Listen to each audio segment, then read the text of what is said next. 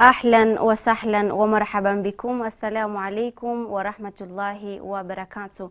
It's another beautiful Friday morning of the 3rd of October 2025. A very good morning to you and welcome to Horizon TV. This is the Muslim Insight Show and my name is Zamzam Ahmed, and today our sign language interpreter is Ilhan Noor. So today we are going to talk about healthy aging. Remember that this week, that was 1st of October, was International Day for Older Persons. As an individual, as an organization, as a society, what are we doing to ensure that we improve the living conditions of an older person? And in studio, I have two beautiful ladies. We have Sarah Nduku, who is the Programs Officer, Aging Concern Foundation, ACF. Hi, Sarah. Hi, Zamzam. Good morning. Good morning, too. We also have Dr. Tasneem, who is a geriatric doctor. She's also Sukun's technical advisor. Assalamu alaikum. Wa alaikum salam. Vipi hali daktari? Alhamdulillah. Hi, Sarah. Hi, Zamzam. Karibuni Horizon. Thank you so much. It's good to have you guys here with us. Now, we talk about healthy aging. But before we even go deep to our topic, you are the Programs Officer of Aging Concern Foundation. Yes. Maybe we can get to know a bit about Aging Concern Foundation. What is it all about? Sure. So Aging Concern Foundation is an older persons organization. We advocate for the rights of older people. We work majorly in the rural counties. We are in 6 counties of western parts of the country. How we work to engage older persons through establishment of older persons organizations, older persons associations. These are basically groups of older people who meet on a regular basis according to how they will design their programs as an OPA. In these groups, we try to incorporate programs on income generation initiatives so that the groups can be sustainable to an extent that even if we exit this county, the programs of the OPA will not end because SCF has stopped operating that particular county. And then the same groups, we target to do a lot of advocacy and empowerment initiatives, training them on their rights and their entitlements. And this is where we mark the International UN Days, including the International Day of Older Persons. Yeah. And Daktari, I think I've introduced you with 2 titles, as the Sukun's technical advisor as well as geriatric doctor. Yes. Perhaps you can get to know about Sukun a little bit before we go to your professional. So Sukun is a non-governmental organization. It was founded by Ms. Shakira Khwaja, and it is an organization that focuses on the overall well-being for older persons. It works on advocacy work, research building, health strategies, supporting families that are in need and the older person that may be in need. The word Sukun itself means peace. Okay. And the idea behind this was to bring that peace and dignity to older persons. So in all those areas, it comes together with different partners. It tries to bring stakeholders together, partnerships together in the aim of creating a better world for the older person. And as a professional geriatric doctor, what do you do exactly? So as Dr. Tasneem, I'm a medical director at Hamad Healthcare, and as an institution we focus on the healthcare aspects of older persons. A lot of people don't know what a geriatric doctor is. The specialty is a new word. So often we find when I say I'm a geriatric doctor, what is that is what the question that comes back to me. So just to understand for the audience that's listening in is that geriatrics is a specialty of medicine that is 60 and above. Okay. We deal with that as a specialty. So as a hospital, we focus on creating a holistic approach to care, not just about the individual as a medical condition, but looking at their psychological well-being, social well-being, physical well-being, medical well-being, everything put together so that they're able to live a life with functional capacity at maximum. Wow, thank you. Yeah. That was really nice. Now, while introducing the show, I had mentioned that 1st of October is International Day for Older Persons. And I believe there was something that was done by Sukun.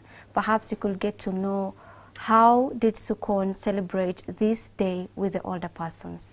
Okay, Sukun was in partnership with another organization that also deals with older person welfare, Age Watch, and a football tournament for legends across East Africa was organized.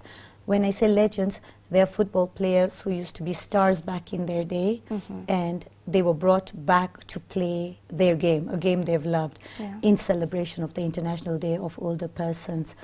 Why the football tournament? Because football is a representation of sports. So it was not only about football, but it was about the representation of the healthy aging space that older people need. And healthy aging is very tied into preserving well-being for the older person in the later years.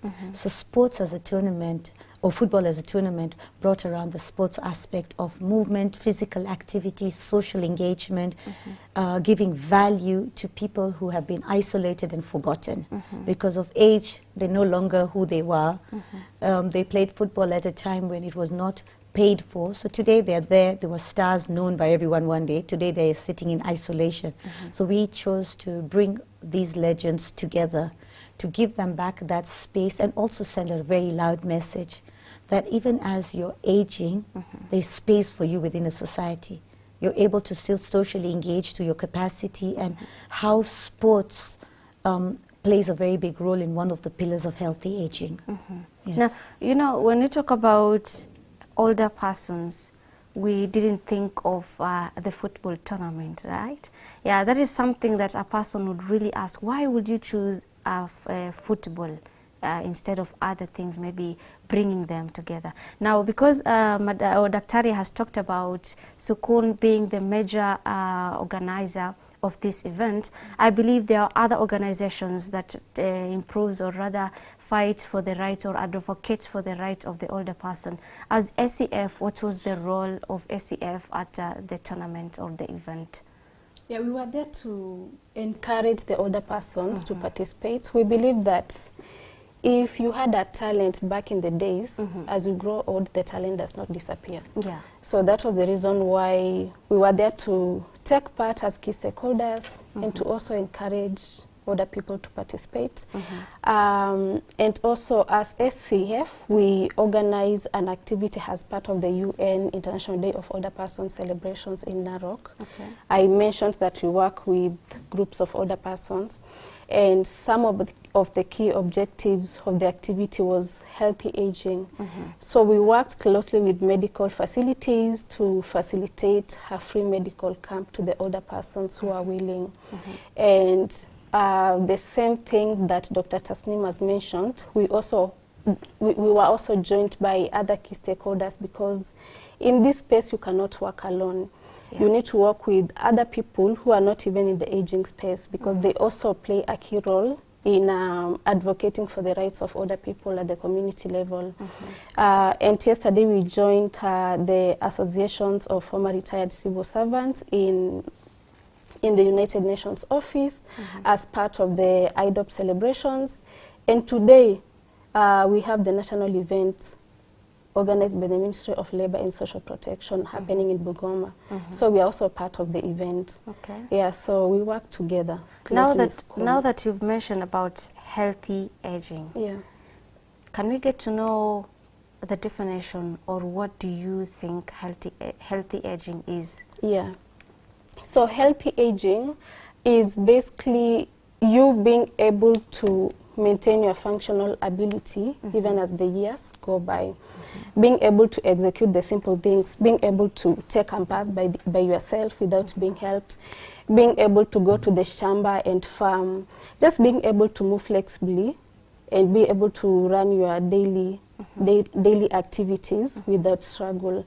And healthy aging, it's not basically for older persons, it starts from the younger ages. Yeah, so it's something that you can start even at the earlier stages of life. You can start exercising, you can start cultivating how you would like your later days to be. Yeah. Okay, and since we Just to add on the healthy aging aspect, we are actually in the decade of, WHO has set this decade as the decade of healthy aging. It started in 2021. And the purpose of healthy aging is it works on 4 fundamental pillars. to break stereotypes against aging, where we feel because of age you're going to be restricted to doing things. Yeah. It's about access to healthcare, accessibility to healthcare, shortening the intergenerational spaces, socializing and creating spaces where isolation and loneliness is being combated. So there are 4 pillars of healthy aging that surround the basis of every activity that is related to older person. Okay. And like she said, that aging is something we start when we're 0. Yeah. So every day we're aging. When you start incorporating these pillars and how to, use them, because functional capacity on a medical side is twofold. It is something we call a balance between your environmental factors and your intrinsic capacity. The intrinsic capacity is down at your body level, at the biological level. How do you maintain that well-being? And the areas she's mentioned are very key. Okay. Now that you've mentioned 4 pillars, maybe you can get to know about the 4 pillars. So, when we are looking at it on a practical aspect, the pillars of healthy aging, not on the WHO side, but on the practical aspect of maintaining functional capacity, would be physical activity, social inclusion and socialization, nutrition, and your overall health.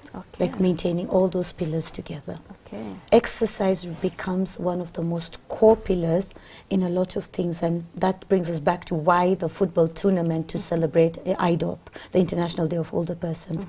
Football was spreading the message of how sports is a form of physical movement. It's exercise. For you to be a good sports person, you have to have the right nutrition. In sports, social inclusion comes around. Why football? In a generation today, football seems to bring people together, young, old, everyone. So bringing the legends back gave other older people something to relate to. It gave younger people an interest to watch. It brings the 2 generations together as a form. Okay. And the exercise, you need to sleep well. When you're not sleeping well, it's going to affect your aging capacity on a biological level, on a cellular level. When you're not rested, when you're not eating, when you're not moving, everything is adding stresses at a cellular level for you to age poorly. And it overall affects your functional capacity, because healthy aging does not mean being disease-free. It's more about being able to live with anything you have at the best functional capacity. So it's like adding years to your life, not just eating life to your years, not years to your life. So you're living longer, but it has to be a meaningful life. Yeah. Independence, dignity, respect, all that is really important in maintaining the whole umbrella of healthy aging. Now, as the Programs Officer of Aging Concern Foundation, as the second technical advisor, as an organization that advocates for the rights of older person, I believe in terms of execution of the services you have to the older persons, you go through challenges. What are the challenges that you go through as an organization? Thank you. So a key challenge would be legal framework. Currently, we don't have a bill for older persons. So we have the draft Older Persons Bill 2024, which is still in its legislation process. It passed the public participation, and we are waiting for its full implementation. So we are calling upon stakeholders and partners to join us as we advocate for a legal framework that addresses the rights of older persons as a whole. Although we have the Social Protection Act, which was signed in July this year, it replaced the Social Assistance Act. So it's like it institutionalized the programs which were in the Social Assistance Act, but still it's not very specific to the rights of older people. Like matters healthy aging, they are not wholesomely addressed in the Social Protection Act. It misses on incorporating geriatric care as part of health worker training, so that it's part of the programs run in the health institutions. So we need a legal framework which really advocates for the rights of older people. Now that these are 2 different organizations, and I believe there are other organizations that advocate for the rights of older persons. And other than legal framework, I believe Sukun also has other challenges. Perhaps you can get to know the challenges that Sukun faces. I think when it comes to the challenges in the older person space, all the OPOs and OPAs face the same challenges. And those are all based on the lack of acknowledgement, one, of the older person. We are going towards an aging population in our country, but we are not prepared for it. When I say not prepared, our infrastructure, the healthcare systems are not prepared for older persons. We have a handful of specialists in the space of geriatrics. We have no training programs there. When it comes to, if you're looking at the infrastructure around transport, movement, it's not age-friendly. We don't live in an age-friendly city. And that's something that is being advocated at the WHO level, to start creating age-friendly cities. Transport is not age-friendly. Like if you use the public transport, the matatus have loud music, there are no rails, they can't, like they're high. Older persons are not catered for. People they're left to their own means to figure out how they'll get around. If you look at the public washrooms, they don't have handrails for the older person to be able to utilize them in a public space. You go to the supermarket, you'll have a line for pregnant ladies and children, but no line for senior citizens. You go to the bank, there's no. So those infrastructures are not existing. And those are the things that challenge the ability of the older person to remain included within the society. Because when they don't have infrastructure that supports the aging, isolation is going to become an impact that is being created in the negative. So those are the challenges that, and like we say, even IDOP, as we celebrated at a Sukun, there are many organizations that were doing different activities in their different regions. I feel as a country, there are national policies, but at the county levels, everyone's working individually. So it's time for us to come together as a nation, to put together things at county level, at ward level, at area level, at every level, because it's in very little silos where a lot of our older persons are living in the rural areas. The healthcare access is very limited. They have to walk miles to just get to a hospital. There's no community, right? At least in the positive, yes, the development of the CHPs is a very big win for the older persons. So yes, as much as we have all the challenges, there are small milestones. The bill existing is a milestone. The government has homes that are there to help the destitute older persons, but they're highly dependent on donor fundings. So they're it's like a balance we're trying to create and trying to find spaces, and those are the challenges that most organizations are facing in trying to help the older person. Just to add on that, when you look at the disability space, we have the National Council for Persons with Disability, which is set up at the government level. But as older persons organizations, we don't have a National Council for older persons, an umbrella body which is recognized legally. So it's also something that we are working towards, even in the older persons bill. We believe that we'll be there someday, but also at the OPOS level, we have formed something we are calling the Kenya Aging Consortium. It's an umbrella body for the older persons organizations. So we are also inviting other stakeholders and partners to join this consortium so that we make it very strong, and that way matters of older persons will be visible. Just the same way we have the matters of persons with disability highly recognized. So it's a path that we are ready to take, and we are calling support from partners and stakeholders. Also, sorry, one big gap that we have is in the research space. We are very reliant on international data to create policies because we don't have our own data. So research is in the older person space specifically, whether it's on dementia, existence, or the needs of the older person, the data we have is very limited. So even as we're generating that call for action, we're trying to get people to understand that research and data is important for us to create any kind of strategy or policy. So the data collection is very, very limited. We've had organizations that have tried, but everything gets left halfway. So the research in our country is limited. We don't have enough data.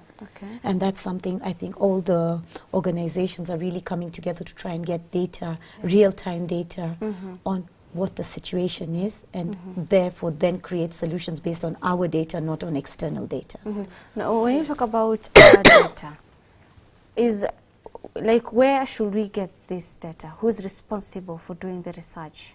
So the good thing is, again, like I said, there are baby steps. So there's the Brain and Mind Institution that has come up. It's doing a lot of research into dementia factors, local factors, not reliant on Western or European data, our own. What is making dementia such a prevalent condition? What is its prevalence in our country? Because we've come to realize it is highly prevalent, but we don't even know about it. So you're finding about conditions like dementia that can be managed much better to give good outcomes. It may not be curable, but outcomes can be improved if it's diagnosed earlier, if we can reverse certain factors. Because there are areas that can be worked on in making things improve. That's just one part, like that in a lot of things.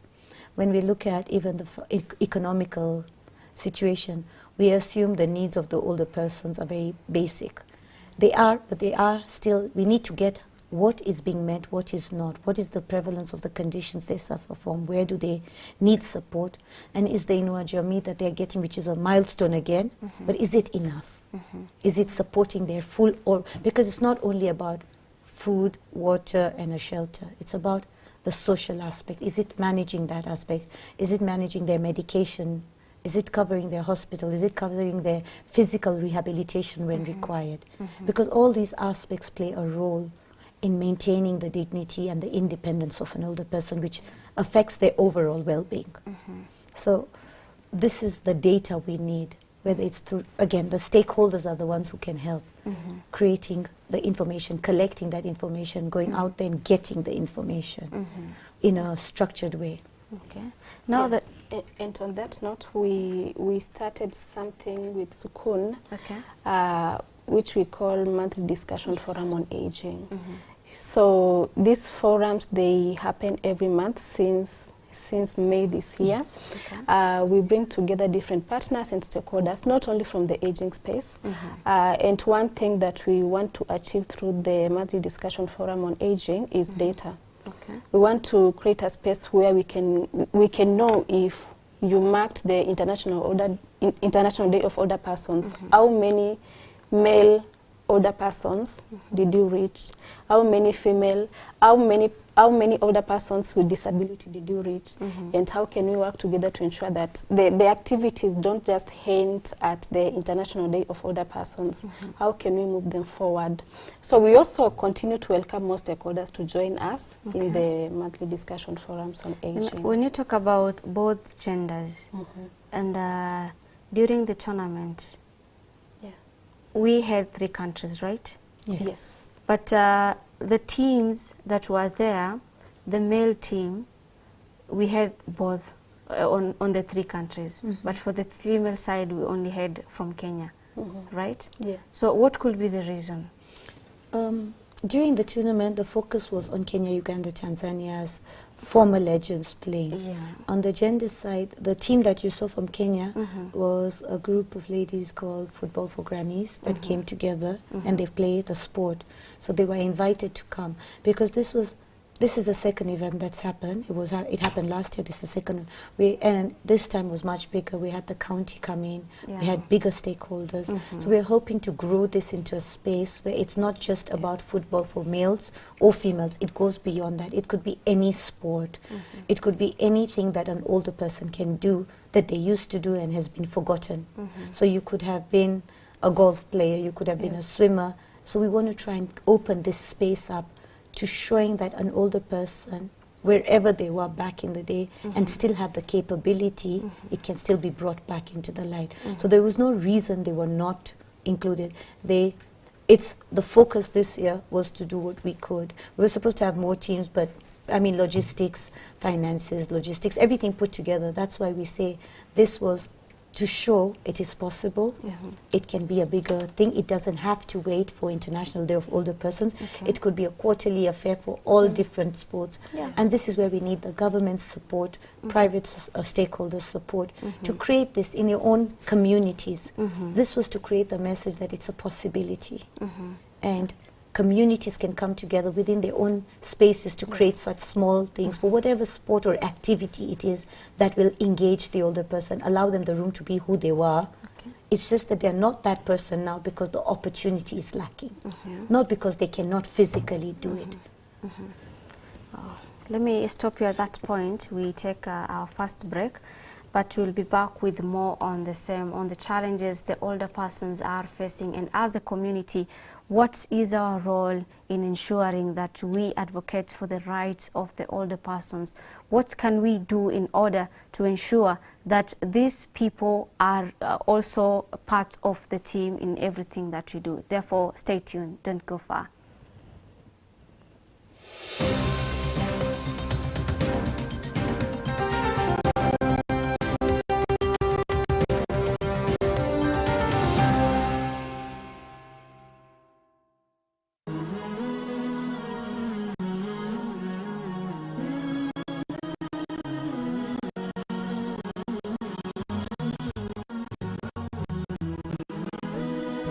Horizon TV, the beacon for the nation. أعوذ بالله من الشيطان الرجيم. يا أيها الذين آمنوا إذا نودي للصلاة من يوم الجمعة فاسعوا إلى ذكر الله وذروا البيع ذلكم خير لكم إن كنتم تعلمون. Enyi mlioamini, munapoitwa kuhudhuria swala ya Ijumaa, fanyeni haraka kuikimbilia, muache biashara zenu, hilo ni bora ikiwa mwelewa. Isikilizeni kwa umakinifu khutba ya Ijumaa ili uzidi kujenga imani yako na kupata faida nyingi ya siku hii. Coming to you every Friday from Jamia Mosque, Nairobi. Live on Horizon TV.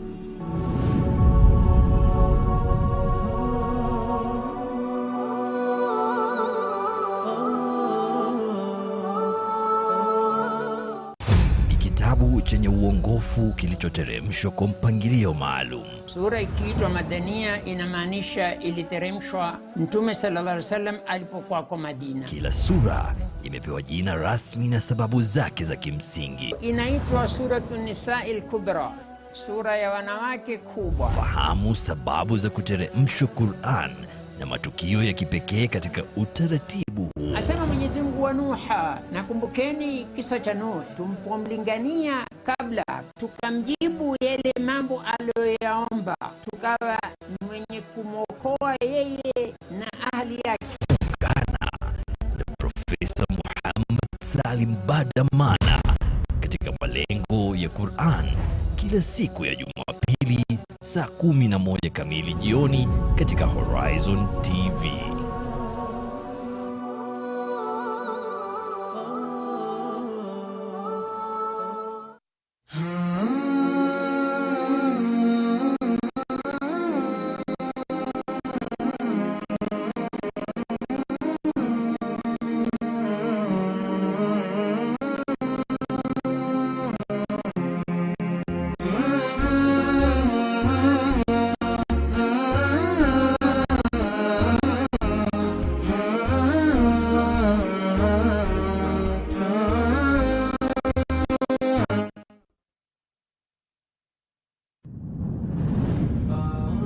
قال تعالى في محكم تنزيله بعد أعوذ بالله من الشيطان الرجيم. Nasaha kutoka pwani. هذا الدين قال الله قال الرسول قال الصحابة هم أولو العرفان انتهى. Ili kuongoza kwenye njia iliyonyoka. Sikizeni hadithi hii ya Mtume alayhi salatu wasalam. Hakuna atakayeweza kumfungia mtu mlango ambaye Mwenyezi Mungu aliyemfungulia. Kuimarisha imani yako. Thabbit qulubana ala dinik wa ala ta'atik. Ungana na mashekh wetu kutoka pwani kwenye mimbar. Mimbar zinamwakilisha Mtume sallallahu alayhi wasallam. Ni Jumamosi na wakati saa 3 usiku katika Horizon TV, runinga uipendayo.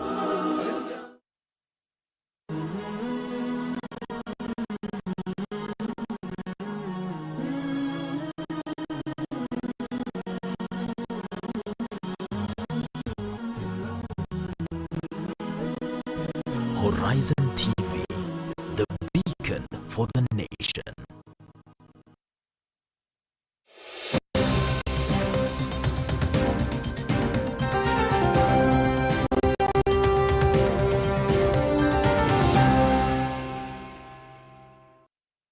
Assalamu alaikum wa rahmatullahi wa barakatuh. Welcome back and thank you so much for keeping it at Horizon TV. This is our second segment of the Muslim Insight Show and our topic of discussion is healthy aging. Now we continue with our conversation where we left. We've mentioned about, Dr. Tasneem, you've mentioned about the government participation.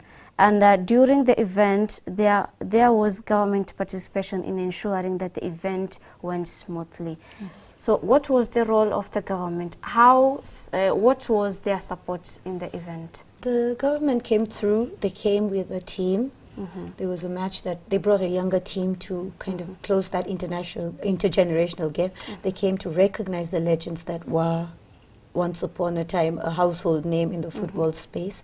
And also the government has said that at a county level, they do have the budget on the sports development. And the inclusion of the older person into the sports development space is a promising thing that we heard from the government support. And they've shown goodwill in being present, in showing up, and they have always supported our activities. Whenever we have some activities that are highlighting the needs of the older person, the government does show up. The different offices, the social protection offices, the health office, the Ministry of Health, the county government comes together to help support any event we have. So we do have immense support coming through, which gives this space a very hopeful space that there is the role the government is playing in helping us improve. And with that, we come back to the bill as well.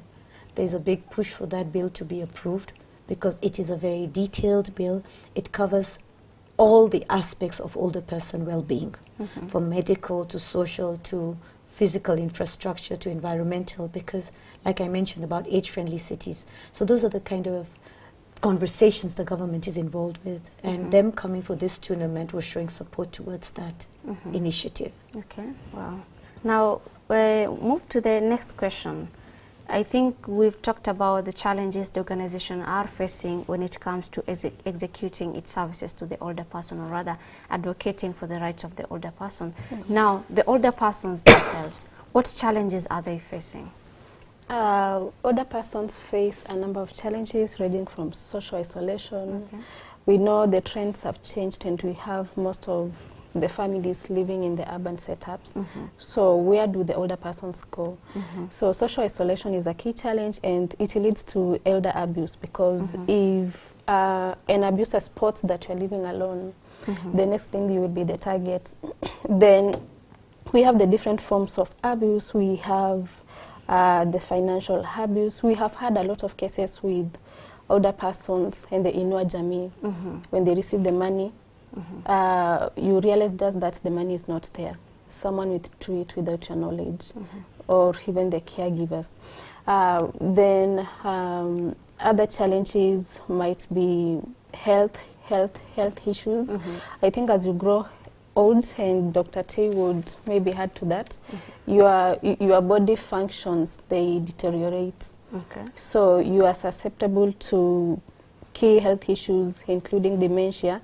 And that reminds me that in our monthly discussion forum on aging for September, where we were tackling dementia, since it was a Dementia Awareness Month, we had a discussion on how do most people differentiate dementia from psychiatric issues. So you find that in the villages, when someone has had dementia, you'll be told that, okay, you are not well mentally. So what does that lead to?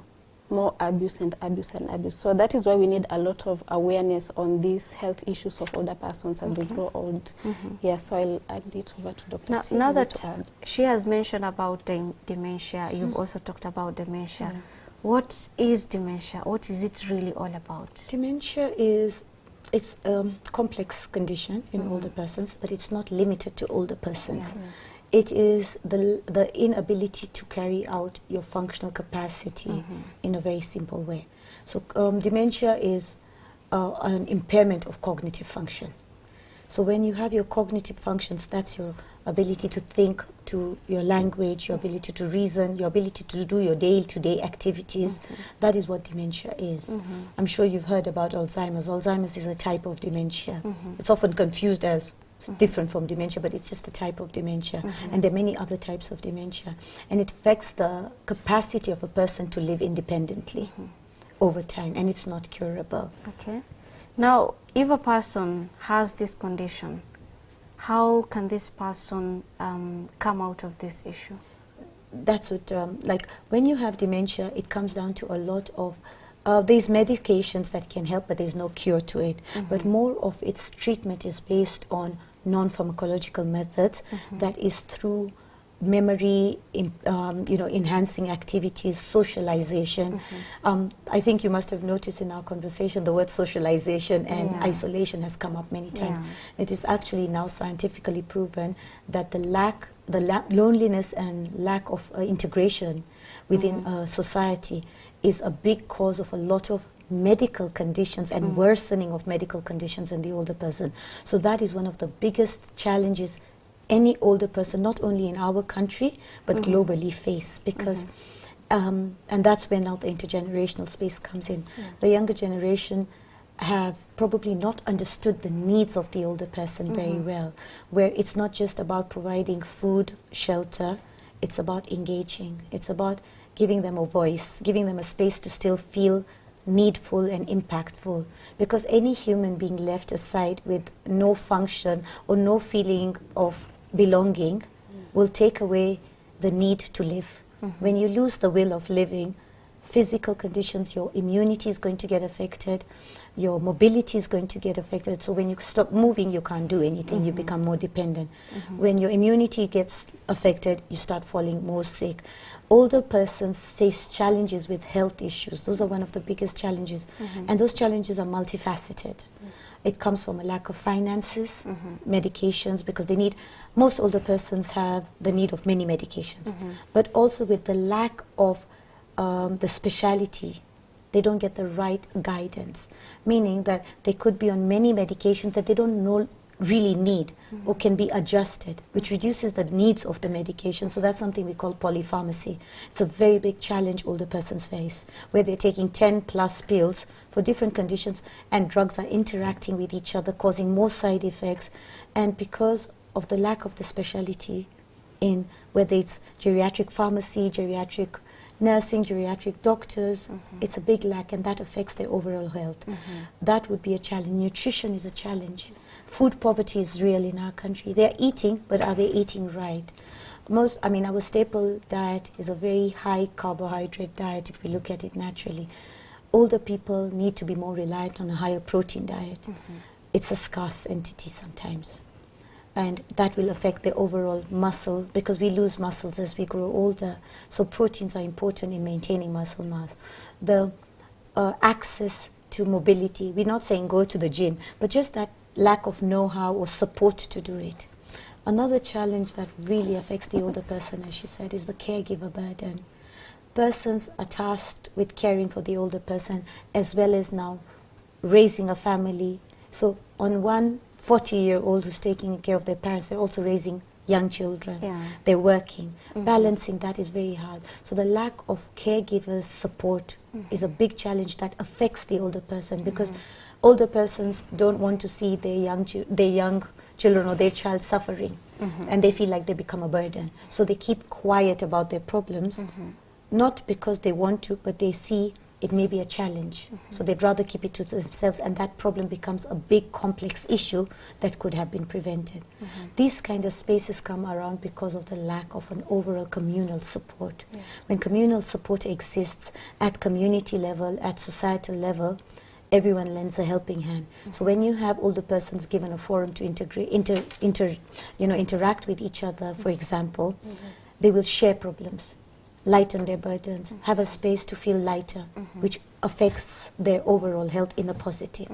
The children feel less burdened to, if I leave my mom alone at home, how will I go to work? They know they have some space to take their older loved one where they're safe, have a space to do something, use their mind. again, back to the football tournament, the legends that came have left an inspiration behind. Yeah. They connected with each other after many years. Yeah. They're going to go back home, and we had a talk with them, and it came around. These are football, and this can be applied to anything in life. Yeah. We gave them the example of the younger generation play fantasy football. And they stay connected even though they're not physically meeting all the time, because they'll call each other and talk about who scored, or just, you know, the older person can do that, but they need somebody to teach them it exists. You're creating a bonding space between your 18-year-old son and your mother who's 80 and is enjoying football. Gives them something to bond with, just as an example. And this can be applied to anything. It could be a music hobby, an art hobby, a gardening hobby, just going out and traveling hobby. So there's ways, it has to be adapted, and that's where the age-friendly cities come into place, where you have a space you can have these kind of intergenerational interactions, socializing, even at the hospitals. Awareness needs to be created. I find that another challenge older persons face is the economic side. We have a retirement age in our country, unfortunately. Why do we want to retire somebody who's still physically, mentally fit, able to work, taking away a source of income where now they have to rely on somebody? Our planning, our parents never planned for the future. They were focusing on bringing us up. We want to create awareness that even as you grow, that's why we said aging is a process from zero to the time you go to your grave.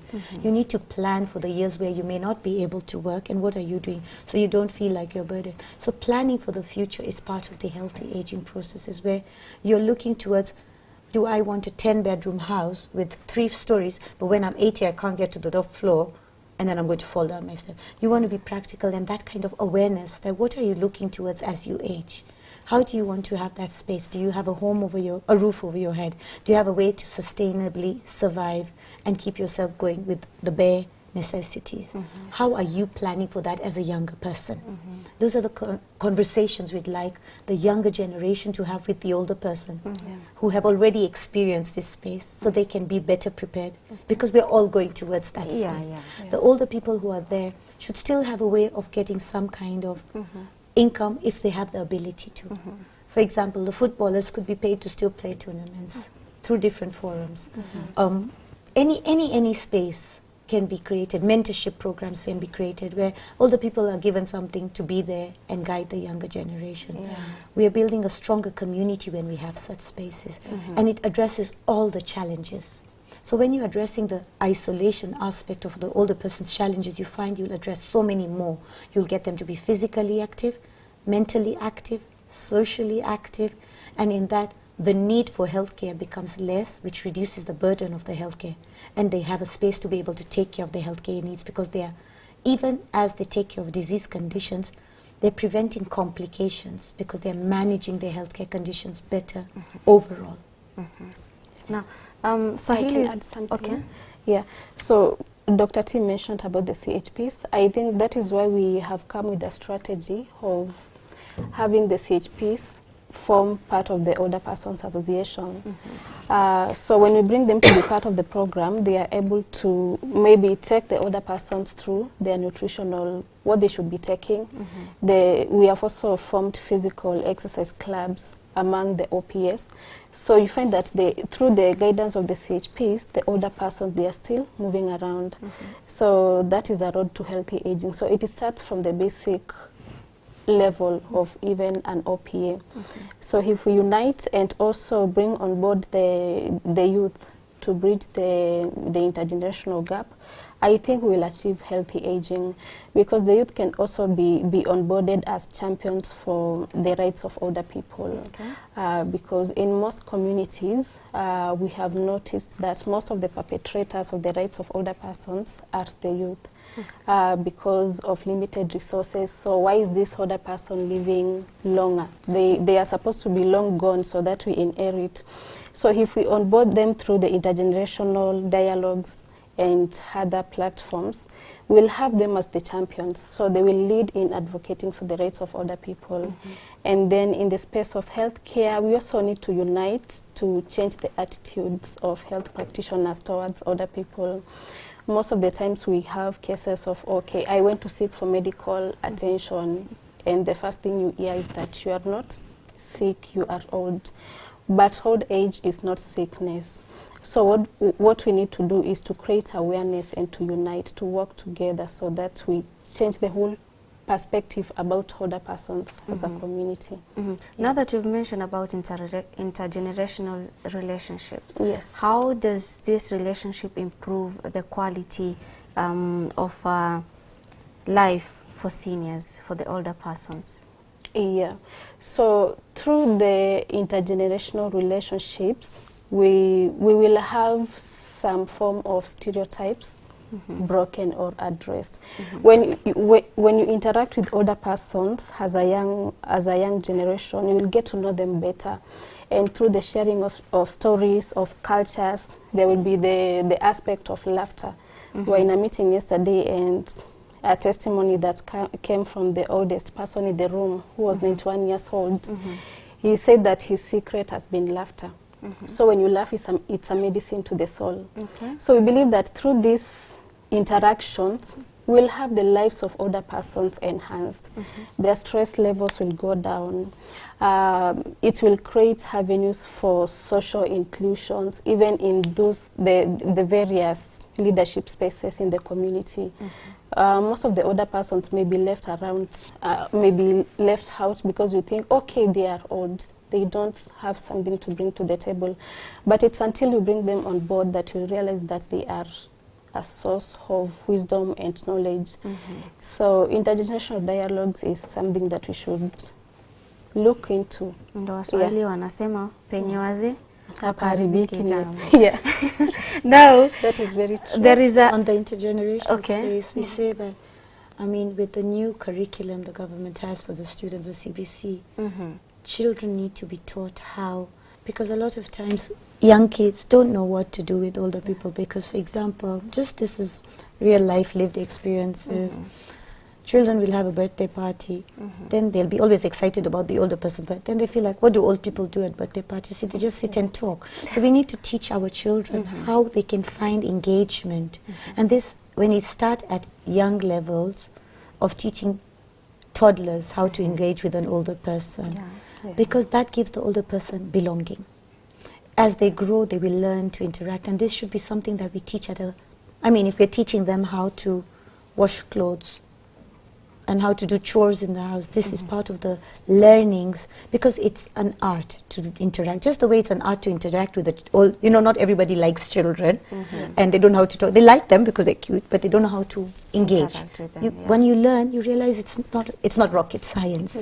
Same thing. Young people may see an older person, want to talk to them, but they don't know how to address. And a lot of times in trying to do good, they end up doing what we call ageist behaviors, where you may be seeing an older person walk and you'll be automatically inclined to say, let me hold your hand. Yet the older person will be like, why do you think I need your hand? You're discriminating without meaning to, and it's coming from a good place. So we need to teach how to interact so that we are not discriminating the older person or offending them. Just as an example of discrimination, the word elderly is used all the time. The word elderly is a discriminatory term. So we have to teach the younger people not to use those words, so that when they refer to an older person, they you know, there's that dignity. You can help when it's needed, but you should also know how to do what you're doing, so the older person doesn't feel like they're being discriminated. And then it becomes a fight. Oh, I'm just trying to help you. And there goes the whole equation into negativity, just because we are not shown the right way of doing this. It's also very important that to understand that all these activities really do, it's not just opinions, it's medical science. Cognitive decline is delayed when this space is covered. The socializing protects your cortisol levels. Stress hormones are reduced, which improve immunity, as an example. When you're exercising, so younger people are able to encourage older people. As an example, I have a 12-year-old who takes my mom for walks in Karura. When she can't walk, my daughter's like, we can do this, we can do this. That exercise is helping generate something we call brain-derived neurotrophic factor, which is protective for the brain. So on a medical science level as well, these things are proven. We didn't know this before, but it's there. You know, we look at some old shows of ours and wonder how have they aged so well. It's because they grew up in a communal, you know, our societies have always been communal, which is now changing because children are moving, the urban migration, they're becoming more lonely. And that's why things, the dynamics are changing. But if you look at it, older ways of living had communal support, and that's why people age so much better. Yes, it was the lack of medical infrastructure that was causing deaths. But now with that improved, we've lost the other side. So it's back to bring back that is very important in managing a lot of medical conditions, depression, dementia, even cardiovascular issues, diabetes, blood pressure, all these things, the non-communicable diseases can be changed with lifestyle, and this is one of the lifestyles modification that affects the older person that needs to be addressed by us as the younger generation. Okay. Yeah. Now, there was something that you've mentioned. Now, it's about the younger generation. Let's talk about the society. We have those who have responsibilities. They have older persons in their homes. Okay.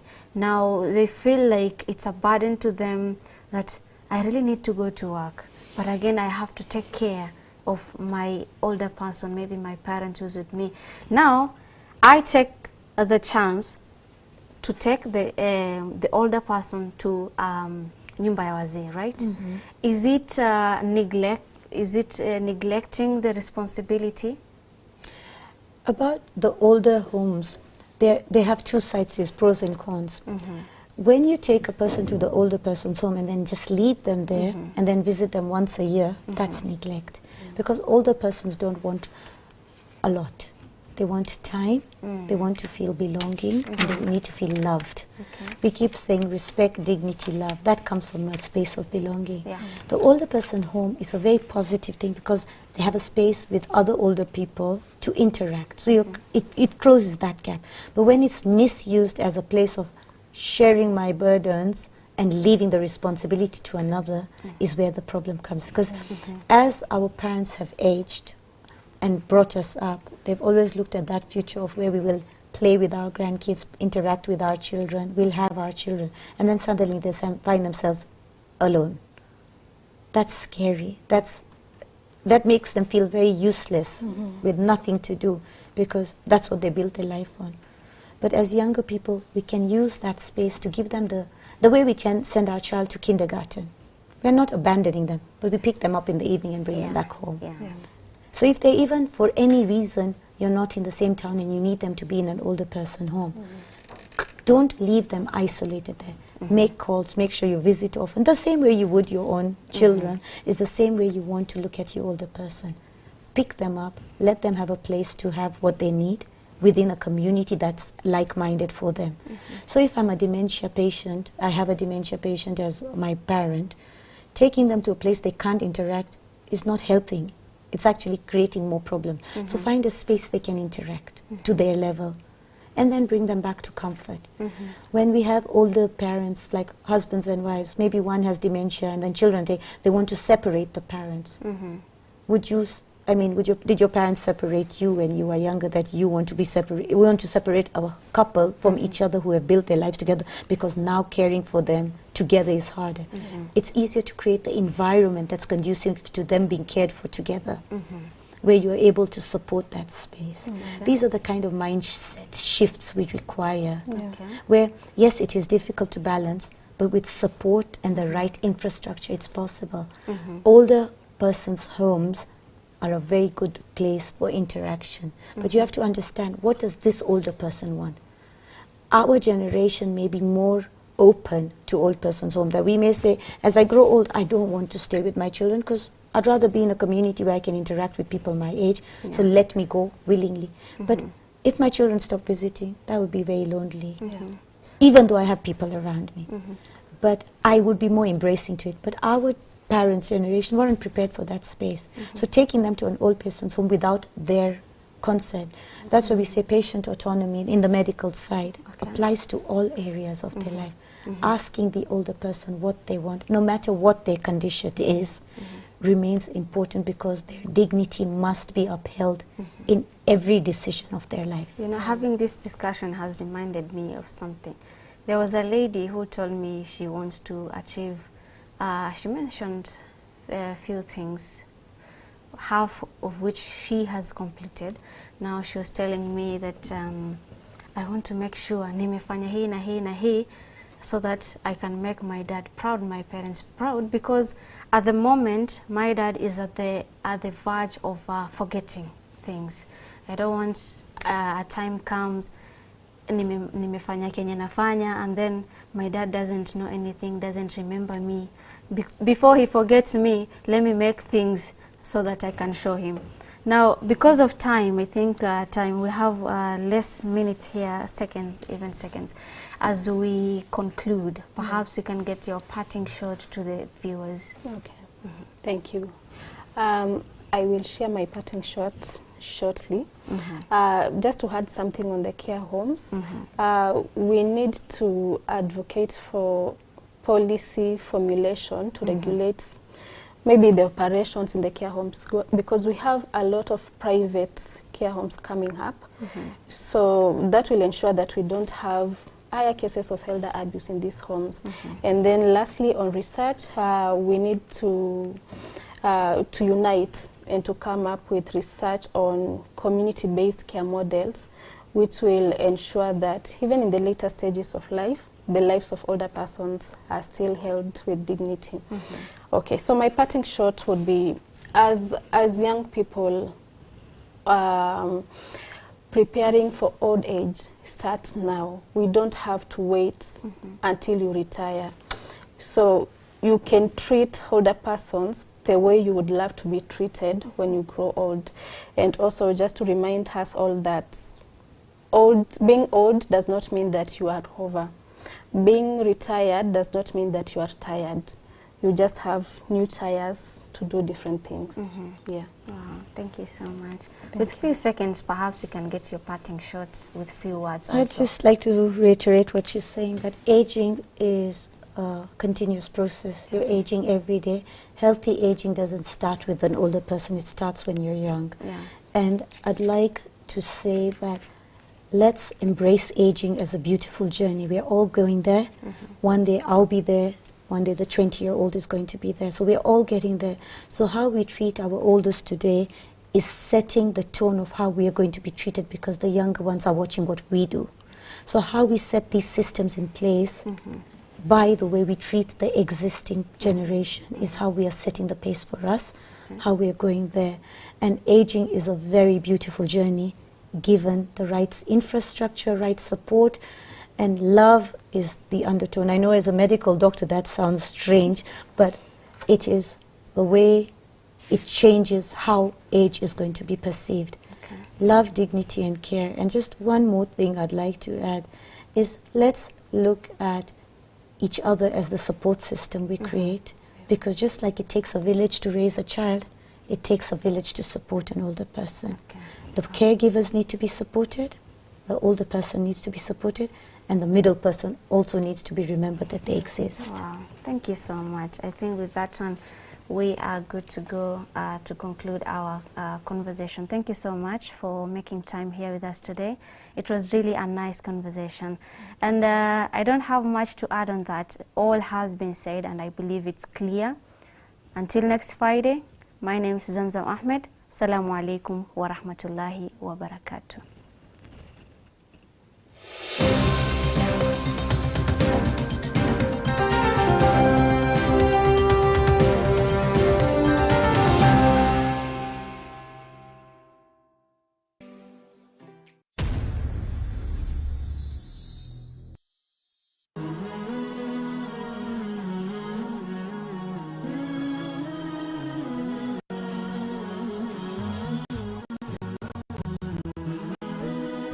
Horizon TV, the beacon for the nation.